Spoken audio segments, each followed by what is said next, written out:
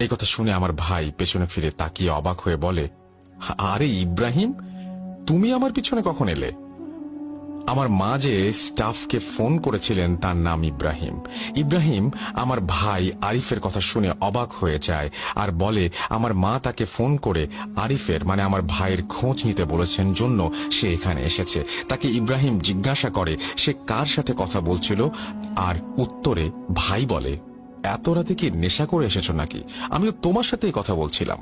গত 40 মিনিট অর্থাৎ 30-40 মিনিট যাবৎ তুমিই তো এসে আমাকে বললে তোমার একা একা ভালো লাগছে না, তাই তুমি আমাকে সাহায্য করতে এলে, আর এখন আমার সাথে ফাজলামো করছো। এই কথা শুনে ইব্রাহিম নির্বাক হয়ে যায়। আমার ভাইকে বলে সেখান থেকে চলে আসে। আমার মাকে ফোন দিয়ে সবকিছু জানায়। আমার মা তার কথা শুনে বিশ্বাস করেননি, কারণ তিনি ডাক্তার মানুষ। বিজ্ঞানের বাইরে কোনো কিছু চিন্তা করতে তার ইচ্ছে করে না।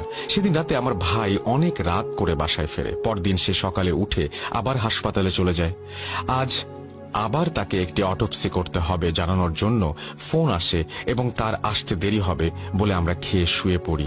আমার মা রাতে আমার ভাইকে ফোন দিয়ে না পেয়ে আজ আবার ইব্রাহিমকে ফোন দেন আর আমার ভাই কোথায় আছে জানার জন্য। কিন্তু অবাক করা বিষয় যে ইব্রাহিম আজ আবার আগের মতোই রাতে কথাগুলোই বলছে, একেবারে সেম টু সেম। তার কথা শুনে আমার মায়ের মনে হচ্ছিল তিনি গতকালকের এই সময় আবার ফিরে গেছেন। আমার মা আগের দিন ইব্রাহিমকে যে কল দিয়েছিলেন তার রেকর্ড খুঁজতে থাকেন, কিন্তু তিনি রেকর্ড খুঁজে পান না। রাতে আমার ভাইয়ের বাসায় আসার জন্য আমার মা অপেক্ষা করতে থাকেন। আমার ভাই গতকাল রাত 2:10 মাঝামাঝি সময় বাসায় ফিরেছিলেন। আমার মা লক্ষ্য করলেন আমার ভাই আজও সেই একই সময়ে বাসায় এসেছে। এবারে আমার মা অনেক ভয় পেয়ে যান, কিন্তু আমার সাথে কিংবা আমার ভাইয়ের সাথে কিছু শেয়ার করেননি। আমার মা সেদিন আমার ভাইয়ের কাছে যে লাশের অটোপসি করেছে তার নাম জানতে চাইলে আমার ভাই বলে লাশের পরিচয় তাকে দেয়া হয়নি, শুধু জানানো হয়েছে মেন্টাল হাসপাতালে শক ট্রিটমেন্টে মারা যাওয়া লাশ। আমার ভাই রাতের খাওয়া শেষ করে ঘুমোতে চলে যায় আর আমার মা আমার পাশে এসে শুয়ে আমার বাবাকে ফোন করেন। আমার বাবা ছিলেন একজন আর্মি মেজর, তাই তাকে নানান সময় নানান স্থানে থাকতে হতো বিধায় তিনি বাসায় থাকার সুযোগ অনেক কম পেতেন। আমার বাবা আমার মায়ের কথা শুনে বলেন এসব আমার মায়ের মনের ভুল, আর এসব নিয়ে চিন্তা না করে আমার মাকে ঘুমিয়ে যেতে বলেন। আমার মাও আমার বাবার কথা মতো ঘুমিয়ে যান সেদিনের মতো। আমার ভাই সকালের নাস্তা শেষ করে তার কাজে চলে যায় আর আমার মা আমার সাথে বাসায় কাজ করার জন্য গল্পগুজব করা নিয়ে ব্যস্ত হয়ে পড়েন। নাস্তা শেষ করে তার কাজে চলে যায় আর আমার মা আমার সাথে বাসায় কাজ করার জন্য গল্পগুজব করা নিয়ে ব্যস্ত হয়ে পড়েন। কথায় কথায় আমার মা সেদিন কিছু কথা বলতে শুরু করতে গিয়ে থেমে গেলে আমি ওনাকে জিজ্ঞাসা করলেও তিনি আমাকে সেদিন এসব কিছু জানাননি। সেদিন রাতে আমার মা আমার ভাইকে ফোন দিলে আমার ভাই বলে তার আসতে দেরি হবে। আমার মা আজ আর ইব্রাহিমকে ফোন না দিয়ে শুয়ে পড়েন, কিন্তু তার সাথে এরপর যা যা ঘটেছে তা শুনে আমি শিউরে উঠেছিলাম। আমার মায়ের ঘুম ভাঙার পর তিনি লক্ষ্য করেন তিনি তার ফোনে কানে ধরে আছেন আর ওই পাশ থেকে ইব্রাহিম বলছে আমার ভাই নাকি তাকে বলছে 30-40 মিনিট যাবৎ ইব্রাহিম তার কাছেই কাজ করছিল, কিন্তু ইব্রাহিম এর কোনো কিছুই জানে না। আমার মা এবার এক চিৎকার দিয়ে তার ফোন ছুঁড়ে ফেলে দেন। আমার মায়ের চিৎকার শুনে আমি ঘুম থেকে উঠে দেখি আমার মায়ের সারা শরীর ঘামে ভেজা, তিনি থরথর করে কাঁপছেন। আমার মাকে কিছুটা শান্ত করে জিজ্ঞাসা করি কি হয়েছে, আর তার উত্তরে আমার মা আমাকে সবকিছু খুলে বলেন। এরপর সেদিন রাতে আমি আর আমার মা আমার ভাইয়ের জন্য অপেক্ষা করতে থাকি। আমার ভাই আজও রাত 2টা থেকে 2:10 মধ্যে বাসায় ফিরে আসে। আমার ভাই খেতে বসলে আমার মা তাকে জিজ্ঞাসা করে আজ সে যে অটোপসি করেছে তার পরিচয় জানে কিনা। উত্তরে আমার ভাই কিছুটা বিমর্ষ হয়ে বলে এক মানসিক রোগী যে কিনা শক ট্রিটমেন্টে মারা গেছে তার অটোপসি করেছে, কিন্তু সে তাকে নাম পরিচয় কিছুই জানানো হয়নি। আমার মা ভাইয়ার কথা শুনে সেন্সলেস হয়ে যান।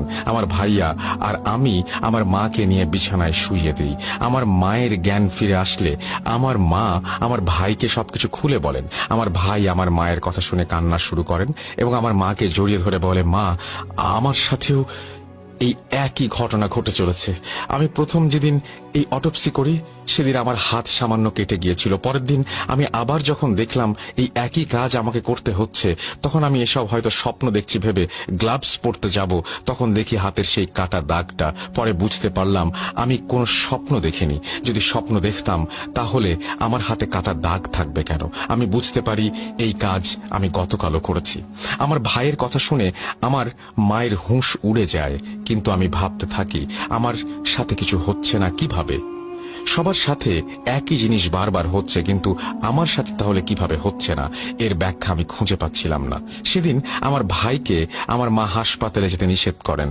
আমার ভাই এরপর টানা কয়েকদিন হাসপাতালে যায়নি। আস্তে আস্তে সবকিছু স্বাভাবিক হয়ে গিয়েছিল। দেখতে দেখতে 7 মাস পার হয়ে যায়, আর আমার সিজারের তারিখ চলে আসে। আমার স্বাভাবিকভাবে বাচ্চা জন্ম দেওয়ার কিছুটা প্রবলেম ছিল জন্য আমাকে সিজার করানো হবে ঠিক করা হয়। আমার সিজারের ডেট ছিল ফেব্রুয়ারি 17 তারিখ, কিন্তু 12 ফেব্রুয়ারি সকাল থেকে আমার পেটে হালকা ব্যথা শুরু হয়। আমি আমার মাকে জানালে আমার মা আমাকে বলেন প্রেগন্যান্সির এসব স্বাভাবিক। কিন্তু বিকেলের দিকে আমার ব্যথা চরম আকার ধারণ করার জন্য আমার ভাই হাসপাতাল থেকে অ্যাম্বুলেন্স নিয়ে চলে আসে আমাকে নিয়ে যেতে। অ্যাম্বুলেন্সে যখন আমার বাসার সামনে আসে তখন মাগরিবের আজান শুনতে পাচ্ছিলাম। আমি প্রচন্ড ব্যথায় অজ্ঞান হয়ে যাই। বাকিটুকু আমার মায়ের কাছ থেকে শোনা। তিনি বলেন পরের দিন কুরবানির ঈদ ছিল জন্য রাস্তায় অনেক জ্যাম ছিল, তাই হাসপাতালে পৌঁছাতে অনেক দেরি হচ্ছিল। সেদিন আমাদের সাথে যা ঘটে তা জীবনের এক কালো দিন হিসেবে আমাদের মনে গেঁথে আছে আজও। আমরা জ্যাম পার করে যতবারই হাসপাতালের কাছে আসছিলাম ততবারই আমরা আবার কেন যেন আগের রাস্তায় চলে আসছিলাম। অ্যাম্বুলেন্স ড্রাইভার ভয় পেয়ে এক সময় অজ্ঞান হয়ে পড়ে, আর আমার ভাই নাকি ড্রাইভারকে পাশের সিটে রেখে নিজে গাড়ি চালানো শুরু করে। কিন্তু বারবার আমরা সেই আগের রাস্তায় ফিরে আসছিলাম। আমার মা ডাক্তার হওয়ায় তিনি অ্যাম্বুলেন্সেই আমার ডেলিভারি শুরু করে দেন, কেননা তিনি ভালোভাবে বুঝতে পারছিলেন না আজ হাসপাতালে পৌঁছানো সম্ভব হবে কিনা। কিন্তু আমার মা ডেলিভারি শুরু করার সাথে সাথে অ্যাম্বুলেন্সের ভেতরে লাইট নিভে যায় এবং আমার মা তার কানে খুব হালকা একটা ফিসফিস আওয়াজ শুনতে পান। আমার মা প্রচন্ড ভয় পেয়ে যান, আর আমার ভাইকে গাড়ি থামিয়ে পেছনে এসে মোবাইলের ফ্ল্যাশ লাইট জ্বালাতে বলেন। আমার ভাই সাথে সাথে গাড়ি থামান, যা ছিল অন্ধকারাচ্ছন্ন একটি নির্জন রাস্তা। এই সময় বারবার আমার মায়ের ফোনে আমার বাবার কল আসছিল, কিন্তু তিনি তা রিসিভ করেননি, কারণ আমার জীবন নিয়ে টানাটানি অবস্থা। আমার ভাই পেছনে এসে লাইট জ্বালানোর সময় দেখে তার ফোন অফ, আর সাথে আমার মায়ের ফোনও অফ। অন্ধকারে অ্যাম্বুলেন্সের ভেতরে আমার ভাই আর আমার মা দেখতে পান দুটি চোখের মতো কিছু, কিন্তু যাদের মধ্যে সাধারণ চোখের দূরত্ব ছিল অনেক বেশি, যা একবার বন্ধ হচ্ছে আবার জ্বলে উঠছে, আবার একবার বন্ধ হচ্ছে আবার জ্বলে উঠছে, আর একবার আমার মা অন্যবার আমার ভাইয়ের দিকে তাকাচ্ছে। কিছুক্ষণ পর আমার মা আর ভাই শুনতে পান অ্যাম্বুলেন্সের ভেতরে কেউ কিছু খাচ্ছে এমন আওয়াজ হচ্ছে। আওয়াজটা আসছিল অনেকটা শশা বা গাজর খাওয়ার আওয়াজের মতো। আমার মা ভাই আল্লাহকে স্মরণ করতে করতে দোয়া পাঠ করতে থাকেন। কিছুক্ষণ পর সব ঠিক হয়ে যায়, অ্যাম্বুলেন্সের লাইট আপনা আপনি জ্বলে যায়। আমার মা সাথে সাথে কাজ শুরু করেন, আমার ডেলিভারি সম্পন্ন করেন। কিন্তু তারা বাচ্চা বেরিয়ে এলে দেখেন সেটা দেখার জন্য তারা প্রস্তুত ছিলেন না, তারা নিজেদেরকে ধরে রাখতে পারেননি। আমার মা দেখেন আমার হাতে আমার বাচ্চা, যার শরীরের বিভিন্ন জায়গায় চামড়া ফেটে গেছে। দেখে মনে হচ্ছিল বাচ্চাটা পেটের ভেতর থেকে কেউ টেনে চামড়া তার ভেতর দিয়ে নিয়ে যাও।